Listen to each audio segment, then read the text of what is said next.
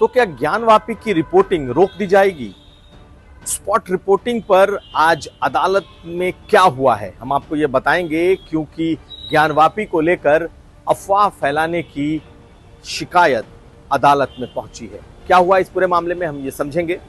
ये भी जानिए कि घोसी उपचुनाव में कौन कौन हो सकते हैं उम्मीदवार, किसके नामों की चर्चा है इस वक्त तेज, और क्यों समाजवादी पार्टी चाहती है कि दारा सिंह चौहान ही वहां से चुनाव लड़े। और साथ साथ अतीक अहमद के 2 बेटों को पुलिस रिमांड मिल गई है और अब जेल के भीतर ही उनसे होगी पूछताछ। किस मामले में होगी, ये तमाम खबरें आज का यूपी में। नमस्कार, मैं हूं कुमार अभिषेक, आप देख रहे हैं यूपी तक। हम हाजिर अपना न्यूज शो आज का यूपी ले रहे हैं। ज्ञानवापी को लेकर लगातार हो रही रिपोर्टिंग से क्या अदालत नाराज है? क्या अदालत अब ज्ञानवापी की स्पॉट रिपोर्टिंग को रोकने जा रहा है? दरअसल मुस्लिम पक्ष ने इस बात की शिकायत की कि ज्ञानवापी को लेकर हो रही स्पॉट रिपोर्टिंग से माहौल खराब हो सकता है।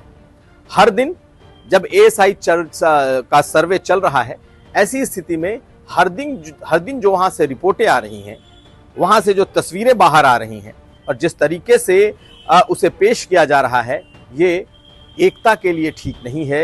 ये कहीं ना कहीं वैमनस्य बढ़ा सकता है और इसलिए मुस्लिम पक्ष के वकीलों ने अदालत का दरवाजा खटखटाया था और अदालत का जो मूड है वो ऐसा लग रहा है कि शायद इस स्पॉट रिपोर्टिंग पर रोक लग जाए।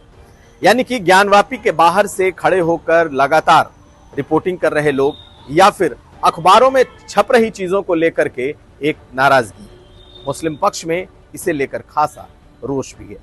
दरअसल एक वीडियो सामने आया।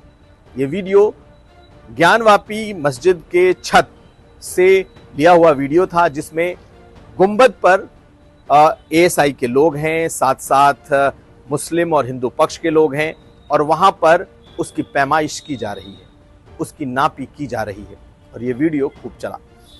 अखबारों में और मीडिया में बहुत सारी बातें ऐसी भी चल रही हैं, कहा जा रहा है कि उनका सत्य से कोई लेना देना नहीं। ऐसे में मुस्लिम पक्ष ने दरवाजा खटखटाया अदालत का कि इस स्पॉट रिपोर्टिंग को रोक दिया जाए और आज इस पर लंबी चौड़ी बहस दोनों पक्षों की तरफ से हुई है। फैसला रिजर्व कर लिया गया है और कल एके विश्वेश की अदालत अपना ऑर्डर सामने रखेगी। लेकिन जिस तरीके से अदालत के भीतर में दलीलें रखी गई, जिस तरीके से मुस्लिम पक्ष ने मजबूती से अपनी बात रखी, ऐसा बहुत संभव है कि स्पॉट रिपोर्टिंग पर रोक लग जाए। आपको बता दें कि 4 हफ्तों का वक्त दिया है एएसआई को और एएसआई जो सर्वे कर रही है, दरअसल ये एक तरीके का एक टेक्निकल स्टडी है। इसमें से फिलहाल कुछ बाहर नहीं आना है और ये टेक्निकल स्टडी की एक पूरी कॉपी, इसकी पूरी रिपोर्ट सीधे अदालत को पेश की जाएगी। ऐसे में लगातार ये सवाल उठ रहे हैं कि जब एएसआई की रिपोर्ट को सीधे अदालत में जाना है, एएसआई की कोई भी चीज बाहर नहीं आनी है, सर्वे इतना टेक्निकल होगा कि कोई उसे पढ़ करके बहुत आसानी से न तो समझ सकता है और ना ही दर्शकों को समझा सकता है या अखबारों में छाप सकता है, फिर ऐसी रिपोर्टिंग का क्या फायदा? इससे क्यों हिंदू मुस्लिम एकता में वैमनस्य पैदा किया जाए? और इसी बात को लेकर मुस्लिम पक्ष ने अदालत का दरवाजा खटखटाया था और बहुत संभव है कि कल इस स्पॉट रिपोर्टिंग पर, जो कि ज्ञानवापी मसले पर इस वक्त चल रहा है, क्योंकि वहां पर एएसआई का सर्वे चल रहा है, हो सकता है इस पर रोक लग जाए। इस पर रोक लगने का मतलब यह होगा कि ज्ञानवापी के परिसर के आसपास पत्रकारों की रिपोर्टिंग नहीं हो पाएगी। अदालत में बिना वेरीफाई किए हुए बातों को अखबारों में नहीं छापा जा सकेगा। इसलिए ऐसा लगता है कि अब एएसआई का सर्वे शांतिपूर्वक ढंग से अगले कुछ हफ्तों तक चल सकता है। इंतजार है कल के उस फैसले का कि वाराणसी की अदालत क्या फैसला देती है। अब अगली खबर। तो घोसी उपचुनाव को लेकर इस वक्त चर्चा बेहद गर्म है। क्या दारा सिंह चौहान इस्तीफा देने के बाद दोबारा घोसी से अपनी किस्मत आजमाएंगे? क्या दोबारा वो घोसी से चुनाव जीत कर आएंगे और क्या चुनाव जीतने के बाद योगी मंत्रिमंडल में वो मंत्री बनेंगे? ये एक चर्चा है। दूसरी चर्चा, समाजवादी पार्टी वहां से किसे उम्मीदवार लड़ाएगी? क्या वो चौहान के खिलाफ कोई राजभर उम्मीदवार लड़ाएगी, या वो अपने पुराने धुरंधर समाजवादी नेता सुधाकर सिंह को मैदान में उतारेगी, जो पहले वहां से पूर्व विधायक रह चुके हैं? मुलायम सिंह यादव के जमाने से समाजवादी पार्टी के स्थापना करने वालों में जिनका नाम रहा है, ये चर्चा आम है।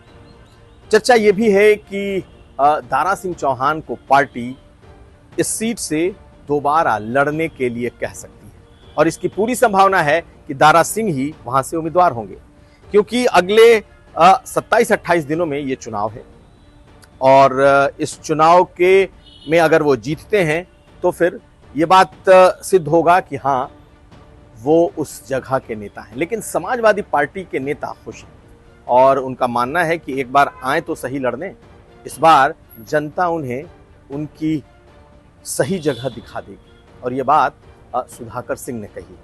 सुधाकर सिंह से जब हमने इंटरव्यू किया तो जब दावेदारी के बारे में पूछा गया कि दारा सिंह चौहान सपा से जीते, इस्तीफा दिया, दोबारा फिर उसी सीट से आ रहे हैं, तो सुनिए क्या कह रहे हैं मुस्कुराते हुए सुधाकर सिंह। दारा चौहान कितने बड़े नेता हैं ये तो चुनाव ही बता देगा। जनता पार्टी का सिंबल नहीं रहा होता, समाजवादी जनता पार्टी का सिंबल नहीं रहा होता तो कितने बड़े नेता हैं उनकी औकात का पता चल गया होता। वो तो समाजवादी पार्टी के नाम पर नहीं जीते हैं। इसी तरह से फिर ताकते होंगे कि फिर इधर जहाँ बयार बरेगी उस पार्टी में चले जाएंगे, फिर वहाँ से वहाँ चले जाएंगे। जो आदमी भारत का एक दल ही नहीं छोड़ा है, उसके विषय में चर्चा क्या की जाए पॉलिटिक्स के बारे में, जो केवल इसीलिए पैदा हुए हैं कि केवल हमको पद चाहिए। भाजपा वाले खुश हैं उनसे? घर घूमनी, घर घूमनी है। हालांकि सुधाकर सिंह और उनकी पूरी टीम इन दिनों लखनऊ में कैंप कर रही है ताकि घोसी का जो उपचुनाव हो उसमें उन्हें टिकट मिल सके।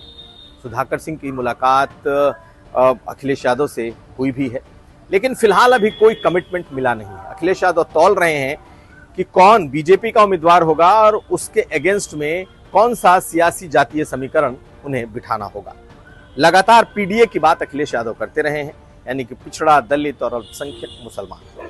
ऐसे में दारा सिंह चौहान के खिलाफ क्या वो ठाकुर उम्मीदवार को उतारेंगे, ये बड़ा सवाल है, और यही चर्चा इस वक्त पार्टी में भी है। लेकिन माना यह जा रहा है कि सुधाकर सिंह वहां से मजबूत दावेदार हैं, मजबूत उम्मीदवार हैं। ऐसे में अखिलेश यादव पर नजरें टिकी हुई हैं। अगर दारा सिंह चौहान वहां से चुनाव लड़ते हैं तो सुधाकर सिंह की दावेदारी मजबूत है, लेकिन अगर बीजेपी दारा सिंह की जगह किसी पिछड़े, किसी राजभर, किसी दूसरे चौहान को उतारती है तो फिर अखिलेश यादव भी किसी दूसरी बिरादरी यानी किसी पिछड़ी जाति से उतारते हैं। सुधाकर सिंह ने इस बारे में क्या कहा है ये भी सुन लीजिए। उनका कहना है कि आधे घंटे पहले वो टिकट लेकर आए थे और उनका टिकट काटा गया, लेकिन सपा जिसे भी टिकट देगी उसे वो जिताएंगे। सुनिए क्या कह रहे हैं सुधाकर। मैं तो खुश रहूँगा कि ऐसे लोगों को सबक सिखाना। हम लोग भी राजनीति करते हैं। हम लोग 1975 में 19 में 18 दिन जेल रहे इमरजेंसी में, और ऐसा व्यक्ति जो है निज मौके पर टिकट मुझे मिला था और आधा घंटा पहले टिकट लेकर के चला गया, और हमने उसको कबूल किया कि यदि इनको टिकट मिला है तो हमारे दल को मजबूती देंगे। तो चुनाव जीतने के 15 महीने के बाद भाग चले गए। मजबूती कहाँ देंगे, खुदे भाग गए। ये उपचुनाव क्यों हो रहा है? जनता के पैसे की बर्बादी, सरकार के पैसे की बर्बादी, अधिकारियों की परेशानी, आखिर में क्यों? एमएलए तो थे ही हुआ, तो आपका टिकट काट करके उनको दिया गया जी। तो इस बार आपको लग रहा है कि अब पार्टी कम से कम इस बार आपको टिकट देगी? ये तो हमारे माननीय राष्ट्रीय अध्यक्ष जी का फैसला है। जिसको दे देंगे, किसी को भी दे देंगे तो दारा चौहान समाजवादी पार्टी के सामने टिक नहीं सकते। इस बार उनको पराजय का सामना करना ही पड़ेगा।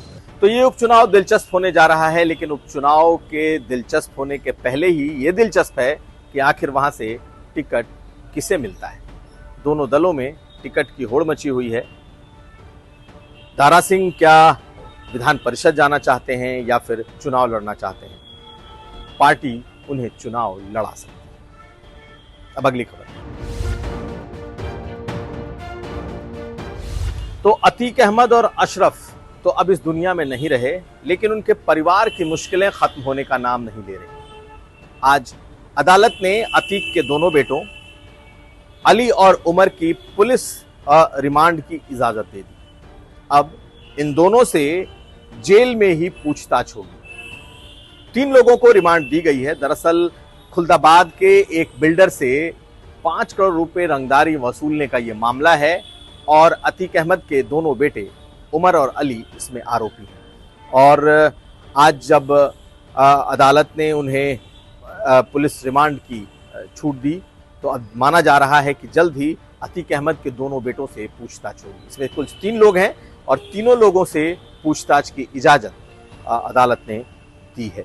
लेकिन आपको बताएं कि इसके पहले अभी जो शाइस्ता हैं अतीक की पत्नी, उन पर पुलिस ने इनाम की राशि बढ़ा दी है। 5 लाख का इनाम शाइस्ता के सर पर कर दिया है और साथ साथ गुड्डू मुस्लिम को भगोड़ा घोषित कर दिया है। यानी कि वो लोग जो कि अतीक के बेहद खास करीबी परिवार, पत्नी, ऐसे लोग थे, ये लोग अभी भी पुलिस के निशाने पर हैं और पत्नी और गुड्डू मुस्लिम फरार हैं, जबकि दोनों बेटों से अलग अलग मामले में पूछताछ हो रही है। कुल मिलाकर अतीक और अशरफ के मारे जाने के बाद भी इस परिवार के लिए मुश्किलें कम नहीं होती दिख रही। तो ये था आज का यूपी। हम फिर हाजिर होंगे, तब तक आप देखते रहिए यूपी तक।